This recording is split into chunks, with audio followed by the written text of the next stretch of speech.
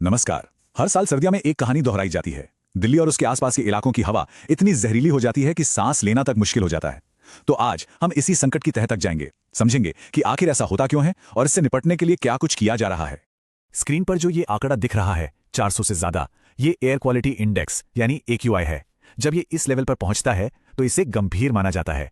और गंभीर का मतलब है कि ये हवा इतनी खराब है कि स्वस्थ लोगों को भी बीमार कर सकती है, और जो लोग पहले से ही किसी बीमारी से जूझ रहे हैं उनके लिए तो ये जानलेवा भी हो सकती है। तो ये सिर्फ एक नंबर नहीं है, ये एक बहुत बड़ी चेतावनी है। देखिए, हालात इतने बिगड़ जाते हैं कि सरकार को GRF जैसे इमरजेंसी उपाय लागू करने पड़ते हैं। अब GRF का लागू होना ही अपने आप में इस बात का संकेत है कि ये एक पब्लिक हेल्थ इमरजेंसी बन चुकी है। तो इस पूरे मुद्दे को समझने के लिए हम सबसे पहले जानेंगे कि दिल्ली की हवा में असल में समस्या क्या है। फिर देखेंगे कि इस समस्या को मापा कैसे जाता है। इसके बाद धुंध के बनने के पीछे के कारणों को समझेंगे, इसकी हमें और देश को क्या कीमत चुकानी पड़ रही है, और आखिर में साफ हवा की तलाश में क्या क्या कोशिशें हो रही हैं। ठीक है, तो सबसे पहले यह समझना जरूरी है कि इस धुंध के पीछे के जो आंकड़े हैं वो आते कहां से हैं, मतलब इस प्रदूषण को हम मापते कैसे हैं। तो ये होता है AQI यानी एयर क्वालिटी इंडेक्स। अब ये है क्या? समझिए कि ये हवा की क्वालिटी का एक स्कोर कार्ड है। ये बहुत सारे जटिल डेटा को एक सीधे साधे नंबर, एक रंग और एक कैटेगरी में बदल देता है, ताकि आम इंसान भी आसानी से समझ सके कि बाहर की हवा में सांस लेना कितना सुरक्षित या खतरनाक है। अब ये जो AQI का स्कोर है, ये सिर्फ किसी एक चीज से नहीं बनता।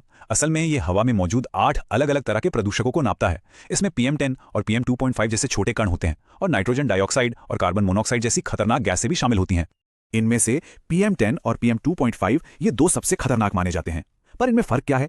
फर्क है इनके साइज का। PM10 के कण तो फिर भी हमारे नाक के बाल या गले में अटक जाते हैं, लेकिन PM2.5 के कण इतने ज्यादा छोटे होते हैं कि वो सीधे हमारे फेफड़ों की गहराई तक और वहां से खून में भी शामिल हो सकते हैं।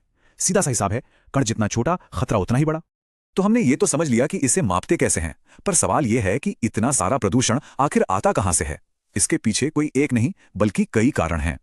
चलिए एक एक करके इसके जो मुख्य कारण हैं उन पर नजर डालते हैं।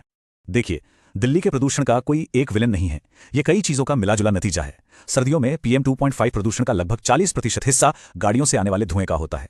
वहीं करीब 35% प्रदूषण पंजाब और हरियाणा में जलने वाली पराली से आता है, और फिर कंस्ट्रक्शन से उड़ने वाली धूल और दूसरे स्रोत भी इसमें अपना हिस्सा डालते हैं।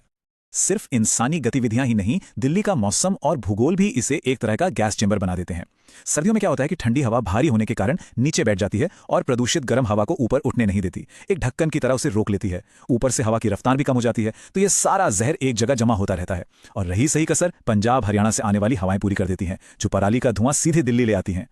तो ये तो हुई कारणों की बात, पर इसका असर क्या होता है, इसकी हम सबको क्या कीमत चुकानी पड़ती है, और ये कीमत सिर्फ धुंधले आसमान से कहीं ज्यादा है। जरा इस आंकड़े को देखिए, $95 बिलियन। ये वो रकम है जिसका नुकसान हर साल भारतीय कारोबार को सिर्फ वायु प्रदूषण की वजह से होता है। कॉन्फेडरेशन ऑफ इंडियन इंडस्ट्री के मुताबिक ये भारत की GDP का लगभग 3% है। ये एक बहुत बहुत बड़ा आर्थिक नुकसान है। लेकिन पैसों से भी बड़ी कीमत है जो हम चुका रहे हैं, वो है इंसानी जिंदगियों की। एक अनुमान के मुताबिक भारत में हर साल लगभग 18 लाख लोग वायु प्रदूषण से होने वाली बीमारियों के कारण वक्त से पहले अपनी जान गंवा देते हैं, और इसका सीधा असर हमारी सेहत पर पड़ता है। ये सिर्फ मामूली सर्दी खांसी नहीं है, हम बात कर रहे हैं सांस की गंभीर बीमारियों की, दिल के दौरे की, फेफड़ों के कैंसर की। जिन लोगों को अस्थमा है उनकी हालत और बिगड़ जाती है, और कुल मिलाकर यह हमारी जिंदगी के कई साल कम कर देता है। तो सवाल उठता है कि जब समस्या इतनी बड़ी है, इसके आर्थिक और स्वास्थ्य संबंधी परिणाम इतने भयानक हैं, तो इससे निपटने के लिए किया क्या जा रहा है। सरकार की तरफ से कई मोर्चों पर काम हो रहा है। एक तरफ है GRAP जैसे इमरजेंसी उपाय जो प्रदूषण बढ़ने पर तुरंत लागू किए जाते हैं, तो दूसरी तरफ BSV जैसे साफ ईंधन और इलेक्ट्रिक गाड़ियों को बढ़ावा देने जैसे लंबी अवधि के समाधानों पर भी जोर दिया जा रहा है, ताकि समस्या को जड़ से खत्म किया जा सके। लेकिन इन सब उपायों के बीच एक टेक्नोलॉजी की बहुत चर्चा हुई। क्या टेक्नोलॉजी इसका कोई तुरंत फुरत समाधान दे सकती है? बात हो रही है आर्टिफिशियल रेन यानी कृत्रिम बारिश की। तो ये क्लाउड सीडिंग काम कैसे करती है? प्रोसेस बड़ा सीधा सा है। सबसे पहले ऐसे बादलों को ढूंढा जाता है जिनमें नमी हो, फिर हवाई जहाज से सिल्वर आयोडाइड जैसे केमिकल उन बादलों पर छिड़के जाते हैं।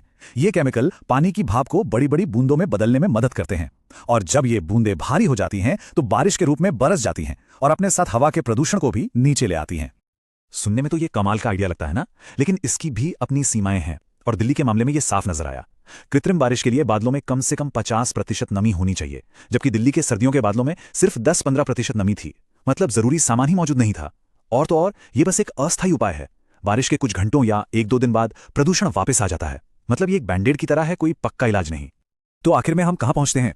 ये साफ है कि दिल्ली का ये जो प्रदूषण संकट है, ये बहुत उलझा हुआ है। इसका कोई एक कारण नहीं है, तो कोई एक आसान समाधान भी नहीं हो सकता। टेक्नोलॉजी मदद कर सकती है, लेकिन वो अकेली जादू की छड़ी नहीं है। असली सवाल ये उठता है कि क्या सरकार, उद्योग और सबसे बढ़कर हम सब लोगों में वो सामूहिक इच्छा शक्ति है जो इस समस्या के स्थायी समाधान के लिए जरूरी है।